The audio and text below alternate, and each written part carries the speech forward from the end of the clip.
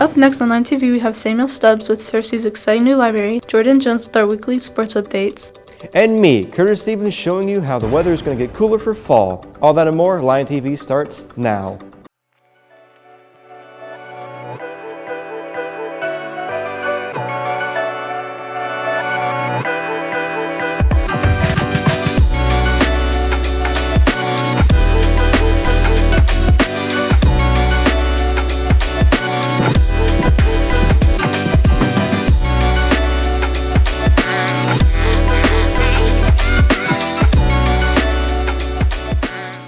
Good morning, Cersei High. Welcome back to another episode of Line TV. I'm Skylar Thomas. And I'm Luke Pruitt. We hope you had a great week, Cersei. Now let's get straight into those student announcements. The library will be open at 7:30 to 8:10 a.m. for the new smoothie and breakfast on-the-go breakfast option. Please note, the library breakfast will not be available on days the library has morning testing, so please watch for signs outside the library and notices in its daily student announcements for updates. The junior class is selling butter braids to raise money for the 2025 Junior-Senior Prom, which will be held on Saturday, April 26th.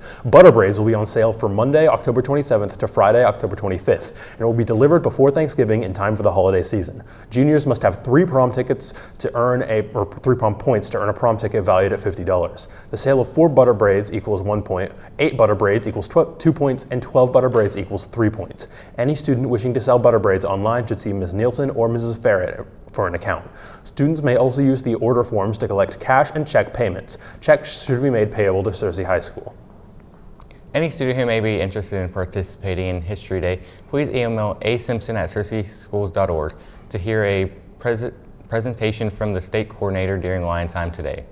This year, the Fellowship of Christian Athletes is holding Fields of Faith on October 23rd. It will be held at the Cersei Lions football stadium. The tailgating will start at 5 p.m. and will include hot dogs, chips, and a drink, along with games until the kickoff at 6 p.m. This group encourages you to bring your friends and help spread the good word of Jesus. You know, there's a lot of talk about this new library here in Cersei. I've heard a lot, but I haven't had the chance to go. However, Samuel Stubbs has managed to get an inside look. The transformation of the former Cersei Athletic Club into the new Cersei Public Library is complete. After 58 years of faithful service, Cersei's library has moved from Pleasure Street to BB Caps and has brought a whole host of new amenities and opportunities along with it. Darla Eno, the library's director, emphasized the importance of this location having new space and an abundance of it.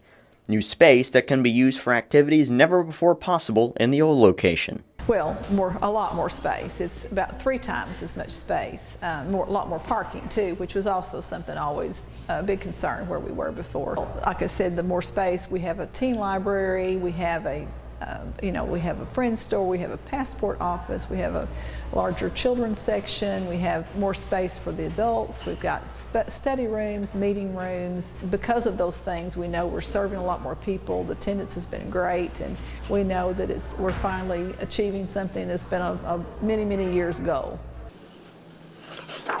The library is much more than just a place for books. It's a place for help, to study, or to grab a coffee, among other things.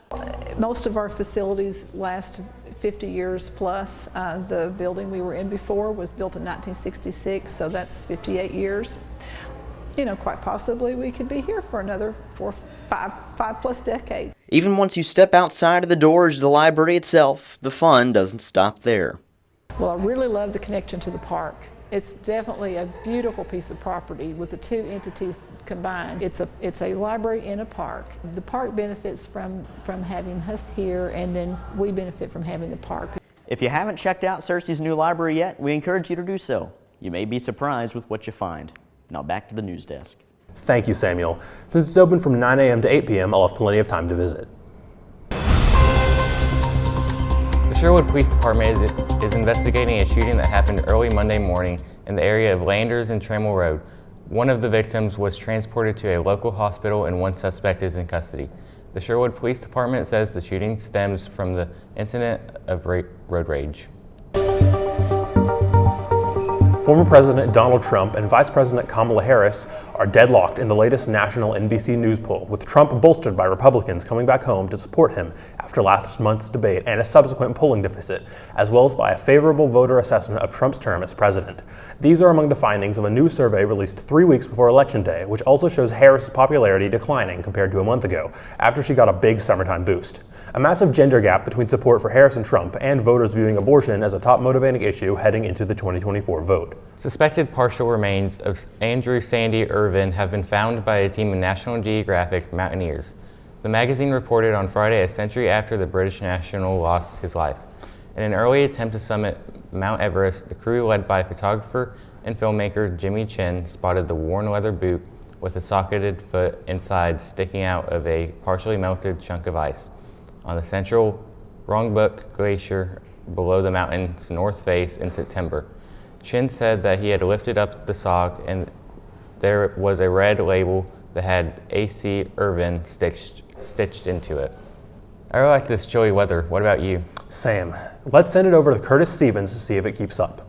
Good morning, Searcy High School. I'm Curtis Stevens here to give you a weather update. Today it will be sunny with a high of 64, a 1% chance of rain, winds blowing north-northeast at 7 miles per hour, humidity at 44%, and your sun rose at 7:14 a.m. On to tonight. Tonight will be clear skies with a low of 35, rain at a 3% chance, winds blowing east at 2 miles per hour, humidity at 73%, and your sunset at 6:30. On to the almanac. For the last 7 days, the average has been a high of 89, a low of 49, a monthly average of precipitation has been 4.13 inches, and a month-to-date of 0 inches. On to the 5cast. On Thursday, it will be sunny with a high of 67, a low of 38, and a 4% chance of rain. On Friday, it will also be sunny with a high of 72, a low of 43, and a 5% chance of rain. On Saturday, it will also be sunny with a high of 76, a low of 48, and a 5% chance of rain.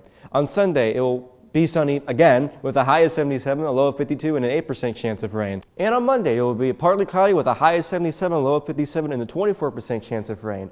Well, it looks like finally the weather's going to be cooling down just in time for fall. Now let's get back to Skylar and Luke at the news desk. Thank you, Curtis. Man, I'm starting to get hungry. Do you know what's for lunch today? I do. For lunch today, we'll be having chicken pasta Alfredo, classic cheese pizza, classic cheeseburger, fajita marinated chicken, ham and Swiss cheese sub, fresh Fiji apple, and milk. That sounds delicious. Please make sure to thank the amazing lunch ladies. Yesterday, Searcy Hyde held their annual college fair in the cafeteria colleges, and enlistment recruiters from the surrounding areas got a chance to talk with some of the school junior and senior classes to gauge interest in their programs. For this year's homecoming, the teachers were tasked to make the best looking door. The winners are in 3rd place Miss Simpson, in 2nd place Mr. McGar, and in 1st place Miss Moat. If you see Mrs. Moat in the hall, be sure to congratulate her on her 1st place finish. The 5A state tennis tournament took place in Searcy the last 2 days. That's right, Jordan Jones has those updates and many more in sports. Let's send it over to Jordan.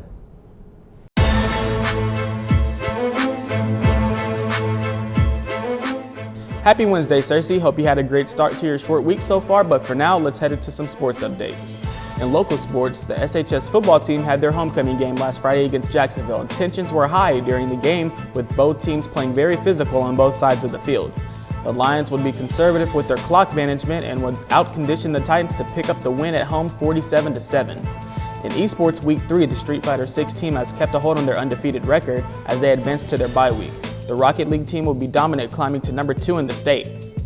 The SHS tennis team concluded their state tournament run, and here are your results from day 1. In girls doubles, Avery Chanum and Sheridan Hernandez won their first round against Alma to advance to Little Rock Christian, where they would win that game as well, 2-0. They will play their semifinal round against Lakeside. Hannah Robinson and Carlin Smith would win their first round against Russellville, but would fall short in the second round, being eliminated by Lakeside. In boys singles, Zach Tansinko won his first round against Little Rock Christian, but would be upsetted in round 2 against Shiloh Christian.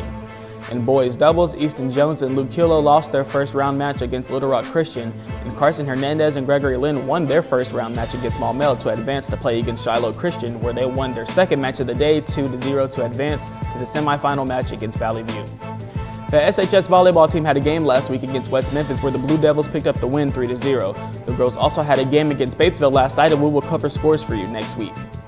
Moving on to national sports, the MLB playoffs have continued and the semifinals are set where the Mets advanced by defeating the Phillies 3-1. The Dodgers advanced as well, where they already played their game 1 against the Mets, where the Dodgers would pick up the win in a convincing game 1 9-0.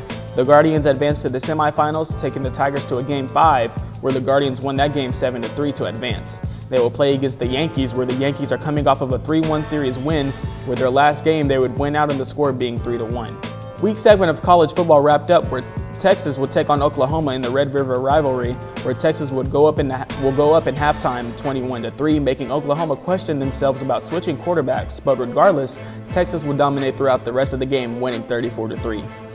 Alabama went up against South Carolina, where the Gamecocks would cut Bama's lead down to a one-score game, and they would recover an onside kick to give them hopes of scoring, but they would throw an interception that Alabama would recover to escape with another close win of 27-25.